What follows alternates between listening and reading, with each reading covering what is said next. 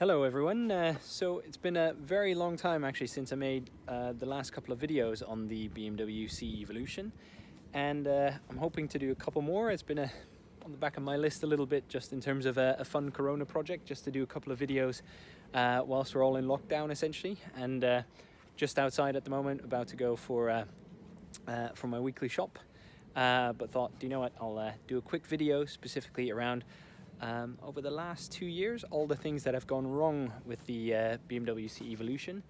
And I should probably say I'm coming up to 3 years of actually owning it. So this is the full list of things that happened to me, at least, some of which I would class as maybe BMW's fault, and quite a number of them are my own fault as well. So hopefully that'll allow you to just understand a bit more of the things that could go wrong with it, whether that be through manufacturer error or user error in my case. So here we go. So my odometer is now saying 11,000 miles at the moment, and that is almost 3 years of riding now, almost 4,000 miles a year. And my bike is actually coming up to 3 years in about 2 months' time, at which point my PCP deal is also going to be coming to an end. So what has actually gone wrong since I've had it? So actually there's not that much really. I'm going to be really picky and actually also include the things that I myself did, and essentially basically the moment that I picked up the bike from BMW Park Lane in London, the first thing that went wrong, which was immediately, so it had 11 miles on the clock, was the onboard charger, which I think is placed somewhere over here, actually stopped working, and it became faulty. And I believe that's quite a common issue that happens. It usually happens, I think, relatively soon after pickup as well. But I went for a public charge, and I don't know whether it was the cable that I used or not, but basically, yeah, had to go straight back to BMW for about a month actually, because they were trying to diagnose it with Germany at the time. And but ever since then, I actually really haven't had any issues. That was really, I would say, the only major issue that I had with the bike so far.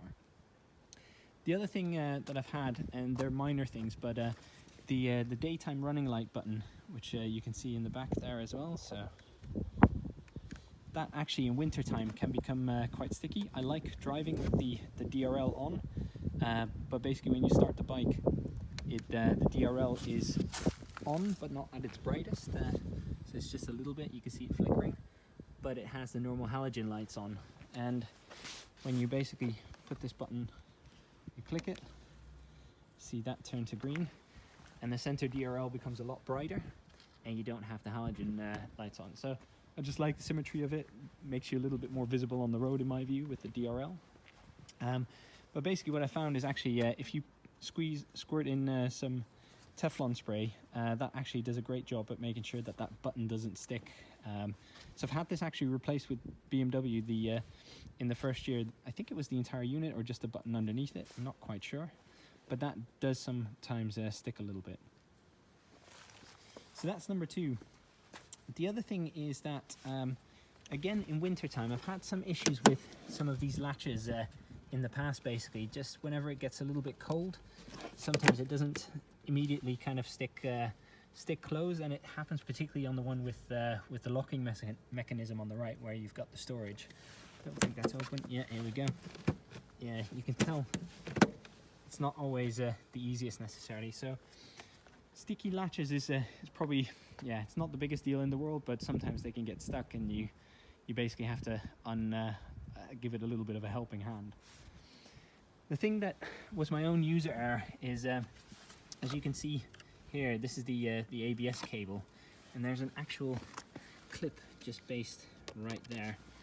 And I basically used to lock my my bike on both the front as well as the rear, and I had a disc lock in there, and I actually once forgot that I had it on, and I basically started to move it.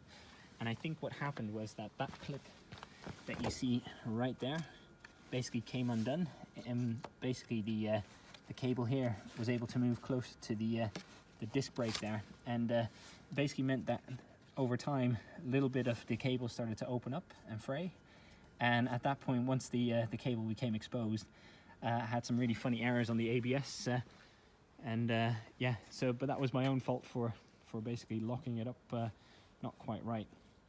And I've had one more of those instances actually on the front. So I had one time where I had a big massive kryptonite lock on the front. This is London after all, so it's important to kind of keep the bike locked up properly. But again, I moved the bike and the lock was still in there. And basically I managed to warp both discs ever so slightly. So I've actually replaced the discs with brand new OEM Brembo discs. And that was probably about a year ago now. But again, that was my own fault. Yeah, just something hopefully others can learn from when I do it. Whilst it's not something that's gone wrong, I have had a minor scrape just over there. I basically managed to hit a like a central reservation cone. I was driving right into the sun and I just didn't see it properly, and I basically hit it. And but I've got a little bit of paint for it, so I'm going to see if I can touch it up neatly. But yeah, that was my my own fault as well. And the only other last thing I'd say is, and that's something that I have shown before in one of the review videos, it's just the lining of the storage area. I've got a nice new Schubert helmet, which I'll hopefully do a review on later as well. But you can just see now, coming up to 3 years almost, yeah, just the lining has continued to fray a little bit more. So this is the felt that it's really nice actually, and particularly when I got it brand new. And sometimes I think it'd be good to maybe just put a very thin kind of neoprene floor into it, just to help a little bit more with it. But other than that, this bike has been absolutely brilliant. I've had absolutely no real issues with it, as you can probably tell. With the exception of the onboard charger, it's been absolutely faultless, and that's definitely not always been the case with previous bikes that I've had before. So hopefully that just gives you a bit of a view on just some of the things that could go wrong, including user error mostly, as you can tell. But yeah, if anyone's actually considering getting a bike like this, I wouldn't hesitate getting it due to reliability reasons. They are absolutely brilliant. So hopefully that video was informative and helpful in terms of finding out a little bit more about some of the things that can go wrong with the bike. If there are any other things you guys want to have a little bit more of understanding of the bike that maybe could go into a dedicated video, let me know, and happy to take a look at it as well. That's it for me. Stay safe and speak to you soon. Bye.